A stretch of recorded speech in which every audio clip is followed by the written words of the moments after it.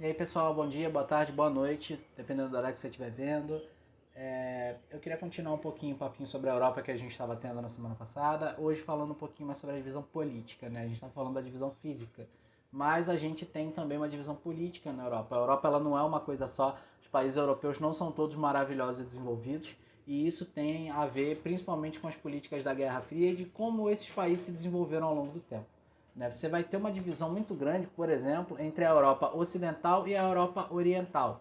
Né? A Europa Ocidental são os países a oeste, oriental os países a leste, a partir da República Tcheca ali. Né? E aí você vai ter países na Europa Ocidental muito mais desenvolvidos industrialmente. Né? Então você vai ter uma indústria forte na Europa Ocidental. Né? Esse desenvolvimento industrial vai começar lá na Inglaterra, na primeira Revolução Industrial, né? No uso de carvão para mover as máquinas que faziam um trabalho humano muito mais rápido. Então você vai ter o berço do desenvolvimento econômico como a gente conhece hoje na Europa Ocidental. Né? Então na primeira Revolução Industrial você vai ter a Inglaterra lá firme e forte. Né? A Bélgica também vai chegar junto, a Hungria também vai chegar junto, ainda na primeira Revolução Industrial. Né? Aparecendo menos que a Inglaterra, mas vão chegar. Né? Na segunda Revolução Industrial você vai ter a Alemanha se fortalecendo muito industrialmente.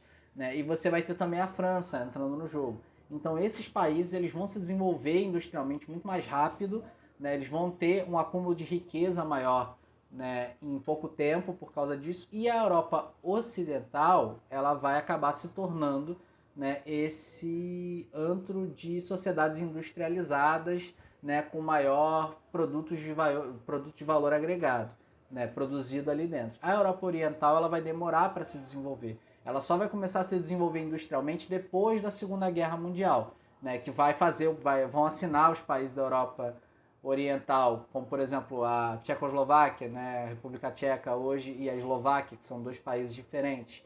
Você vai ter a Iugoslávia também, que vai ser uma situação à parte, mas vários países ali eles vão começar a assinar pactos com a União Soviética, né, que hoje em dia é a Rússia e mais vários outros países que se desmembraram, mas a União Soviética vai adentrar, né, politicamente ali, você vai ter sistemas socialistas sendo formados ali depois da Segunda Guerra Mundial e eles vão se alinhar com a União Soviética, que vai colocar recursos para esses países poderem se industrializar e se desenvolver. Né? Então o desenvolvimento deles vai ser atrasado e vai ser patrocinado pela União Soviética. E depois que o socialismo acaba, lá em 1991, isso vai começar a ficar um pouco mais difícil.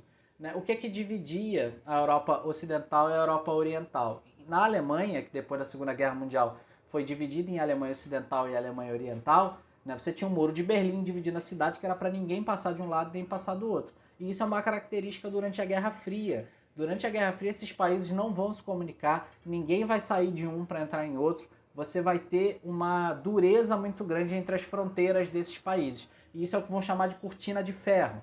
Né? Não é uma cortina de verdade feita de ferro, mas ninguém passa para lá, ninguém passa para cá, ninguém vê o que está acontecendo de um lado nem do outro. Né? Esses países eles vão se dividir muito, eles vão ter um afastamento político muito grande, porque eles estão em sistemas opostos, né? E que estão disputando pela hegemonia, estão disputando pelo poder do mundo. Né? No caso, o socialismo vai ser derrotado, né? Você vai ter a União Soviética sendo derrotada nesse sistema da Guerra Fria, vai abrir a economia, vai se tornar um país capitalista, né? Vai se desmembrar na Rússia, que vai ser o maior país, e vários outros, como a Ucrânia, o Azerbaijão, a Geórgia e por aí vai, né? O Cazaquistão também. E você vai ter essa divisão territorial da União Soviética, você vai ter a dissolução de vários sistemas políticos e vários países da Europa Oriental eles ainda enfrentam problemas com conflitos, com separatismos, com independências, porque eles se tornaram países democráticos e países de sistema capitalista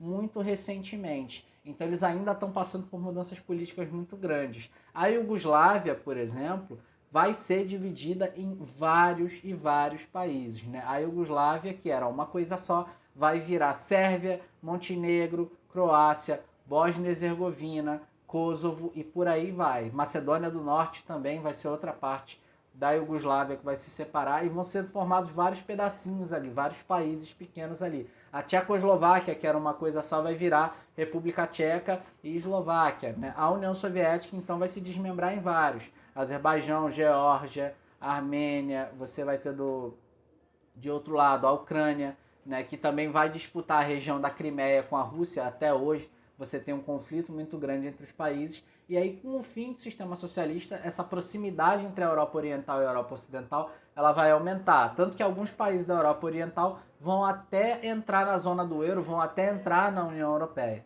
Né? A Ucrânia, por exemplo, tem problemas relativos à Rússia, né? Tem problemas com a Rússia, porque quer se afastar um pouco da Rússia, né? Da antiga parceira comercial, para se aproximar mais da União Europeia. E isso causa vários problemas para a Ucrânia e para a Rússia, que vivem se ameaçando. Isso causa, né, impactos dentro da Europa Oriental, principalmente na Europa Oriental, mas são coisas que impactam o mundo todo, até a depender de que tipo de conflito é.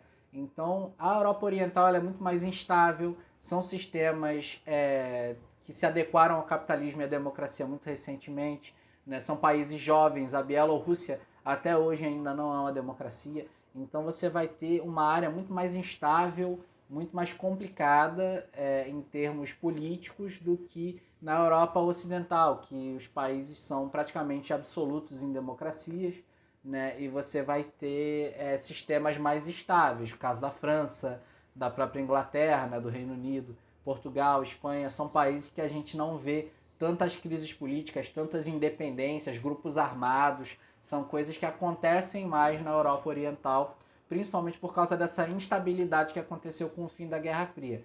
Né? Esses países deixaram de fazer parte de um determinado bloco e eles estão tendo que se achar nesse mundo em que eles estão há 30 anos. Né? Não faz muito tempo que acabou isso tudo. Então são países que ainda estão se adequando ao mundo e acaba sendo uma área muito instável da Europa. Né? Então você vai ter, por exemplo, ali na região do Cáucaso, que eu já falei com vocês um pouquinho sobre, né? Azerbaijão, a Armênia e a Geórgia, você vai ter vários conflitos. A Armênia, ela se tornou um país independente através de conflito.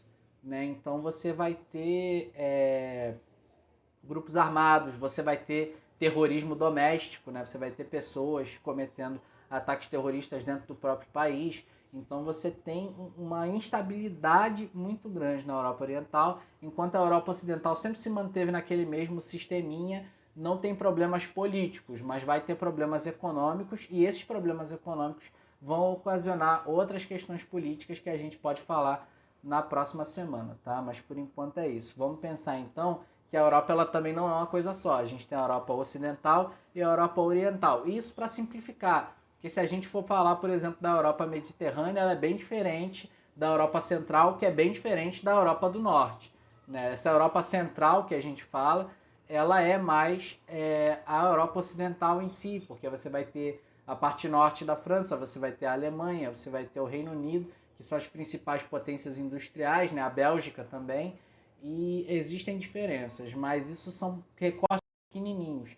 Mas, no geral, esses países todos se combinam entre si na Europa Ocidental. Né? Apesar de Portugal e Espanha não serem países extremamente industrializados, eles estão dentro da lógica política da Europa Ocidental em si. A Itália também está dentro da Europa Ocidental. Né? Enquanto a Europa Oriental vai ter um estilo muito diferente de fazer política, de atividades econômicas e também de estabilidade ou instabilidade política. Tá? Então você vai ter essa diferença muito grande entre a Europa Ocidental e a Europa Oriental, que é fruto da Guerra Fria. A gente pode falar mais disso mais pra frente, mas por enquanto é só. Um abração, gente. A gente se vê na próxima. Valeu!